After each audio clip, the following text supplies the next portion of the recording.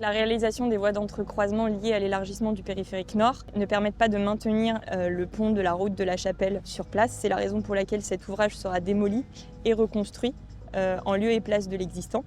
Initialement, au moment de l'enquête publique, les élus et les riverains de la Chapelle-sur-Erdre nous ont demandé de mettre en place un ouvrage provisoire pour pouvoir maintenir la circulation sur cet axe. Cet ouvrage sera mis en place pour une durée de 1 an lors de la réalisation des travaux.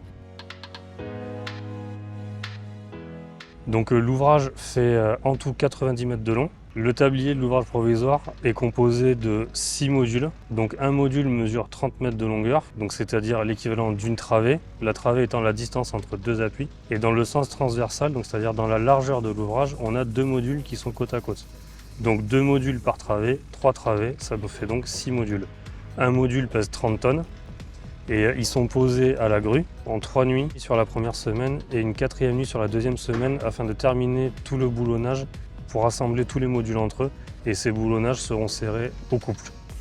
Donc un ouvrage provisoire est dimensionné exactement de la même manière qu'un ouvrage définitif, c'est-à-dire que les mêmes règlements de calcul s'appliquent. Donc notre bureau d'études d'exécution dimensionne tous les appuis en fonction de la descente de charge qui est fournie par notre prestataire, le CNPS, donc qui est le Centre national des ponts de secours, qui nous fournit les tabliers, les 6 modules qui constituent le tablier.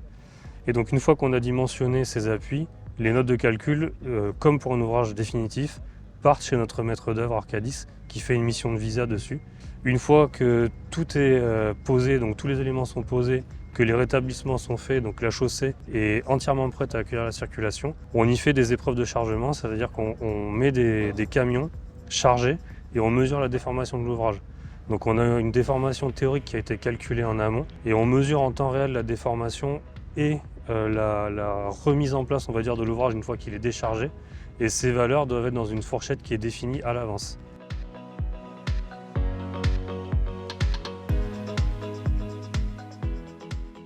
L'ouvrage provisoire sera mis en circulation la semaine du 4 avril. Il sera à un sens de circulation avec alternat, destiné aux véhicules légers et aux mobilités douces, donc piétons et vélos. Les engins de chantier ne pourront pas circuler sur cet ouvrage, ni les poids lourds, sauf pour la desserte locale, et les bus pourront également circuler sur cet ouvrage.